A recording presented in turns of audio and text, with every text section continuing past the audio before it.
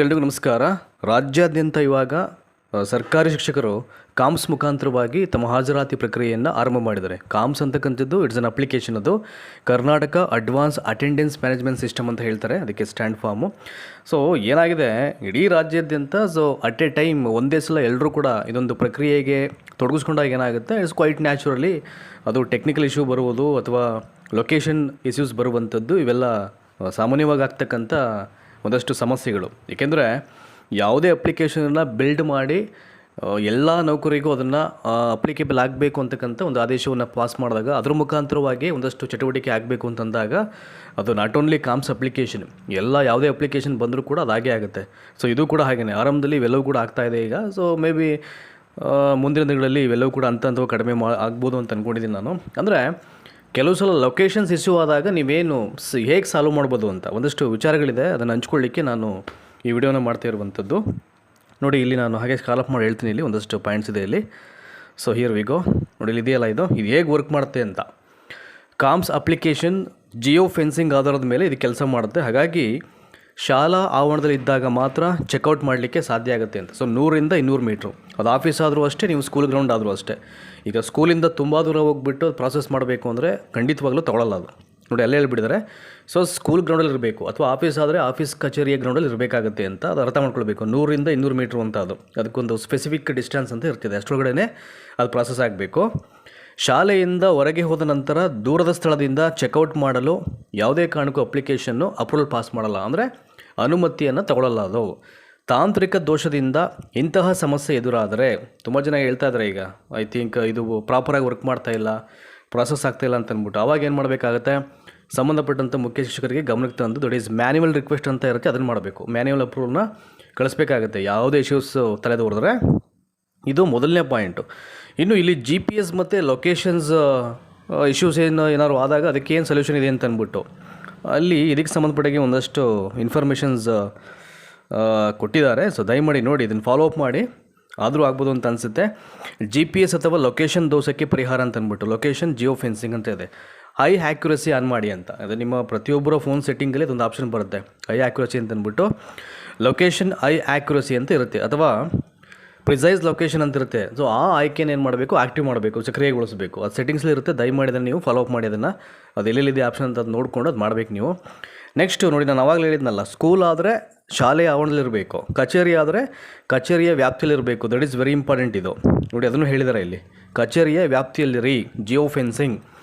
ಈ ಆ್ಯಪ್ ಕಚೇರಿಯ 100ರಿಂದ 200 ಮೀಟರ್ ವ್ಯಾಪ್ತಿಯಲ್ಲಿ ಮಾತ್ರ ಕೆಲಸ ಮಾಡುತ್ತೆ. ಇದು ಏನಕ್ಕೆ ಇದೆಲ್ಲ ಮಾಡಿದರೆ ಅಂತ ಅಂದ್ಬಿಟ್ಟು ಕೆಲವರೆಲ್ಲ ಇಂಡಿಸಿಪ್ಲಿನ್ ಆಗಿ ಪ್ರಾಸೆಸ್ ಮಾಡ್ಬೋದು.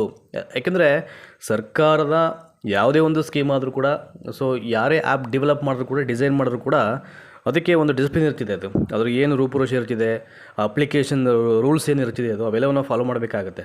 ಹಾಗಾಗಿ ಸೊ ಆ ಡಿಸ್ಟೆನ್ಸನ್ನು ಅಲ್ಲೇ ಅವರು ಫಿಕ್ಸ್ ಮಾಡಿಬಿಡ್ತಾರೆ, ಇಷ್ಟು ಮೀಟ್ರ್ ಒಂದು ಅಷ್ಟರೊಳಗಡೆ ಮಾಡಬೇಕು ಅಂತ ಅಂದ್ಬಿಟ್ಟು. ಹಾಗಾಗಿ ಅದಕ್ಕಿಂತ ಕ್ರಾಸ್ ಜಾಸ್ತಿ ಹೋಗಿ ಮಾಡ್ತು ಅಂತಂದರೆ ಅದು ತಗೊಳ್ಳಲ್ಲ ಅದು. ಸೊ ಕಚೇರಿಯ ವ್ಯಾಪ್ತಿಯಲ್ಲಿ 100ರಿಂದ 200 ಮೀಟರ್ ವ್ಯಾಪ್ತಿಯಲ್ಲಿ ಮಾತ್ರ ಕೆಲಸ ಮಾಡುತ್ತೆ. ಆದ್ದರಿಂದ ಕಚೇರಿ ಆವರಣದ ಒಳಗೆ ನಿಂತು ಹಾಜರಾತಿಯನ್ನು ಹಾಕಬೇಕಾಗತ್ತೆ. ನೋಡಿ, ಇನ್ನೊಂದು ಆಪ್ಷನ್ ಇದೆ ಈಗ, ಇದು ಗೂಗಲ್ ಮ್ಯಾಪ್ ರಿಫ್ರೆಶ್ ಮಾಡಿ ಅಂತ. ತುಂಬ ಜನ ಲೊಕೇಶನ್ ಪ್ರಾಬ್ಲಮ್ ಆಗುತ್ತೆ ಅಂತಾರಲ್ಲ, ಅವ್ರು ಏನು ಮಾಡಬೇಕು, ಈ ಗೂಗಲ್ ಮ್ಯಾಪ್ಸನ್ನು ಸೊ ನೀವು ಆವಾಗ ರಿಫ್ರೆಶ್ ಮಾಡಬೇಕು. ನೀವು ಎವ್ರಿಡೇ ದಯಮಾಡಿ ಹೊಸದಾಗಿ ಕ್ಯಾಂಪ್ಸ್ ಮುಖಾಂತರವಾಗಿ ನಿಮ್ಮ ಹಾಜರಾತಿಯನ್ನು ಹಾಕೋರು ಫಸ್ಟು ರಿಫ್ರೆಶ್ ಮಾಡಬೇಕು.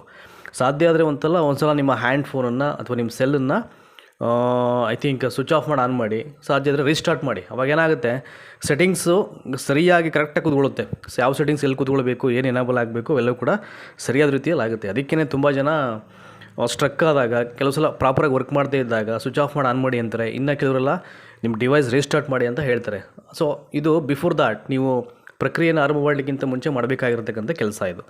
ಇದಾದ ಮೇಲೆ ನೀವು ಗೂಗಲ್ ಮ್ಯಾಪ್ ರಿಫ್ರೆಶ್ ಮಾಡ್ಕೊಳ್ಬೇಕು ಆವಾಗ. ಸೊ ಮೊದಲು ಗೂಗಲ್ ಮ್ಯಾಪ್ಸನ್ನು ನೀವು ಓಪನ್ ಮಾಡಬೇಕು. ಅದೊಂದು ಆ್ಯಪ್ ಇರುತ್ತೆ ನಿಮ್ಮ ಫೋನಲ್ಲೇ, ಅದು ಪ್ರಸ್ತುತ ಸ್ಥಳವನ್ನು, ಕರೆಂಟ್ ಲೊಕೇಶನ್ ನೀಲಿ ಚುಕ್ಕೆ ಸರಿಯಾಗಿ ತೋರಿಸುತ್ತಿದೆ ಎಂದು ಖಚಿತಪಡಿಸಿಕೊಳ್ಳಬೇಕು ಅಂತ.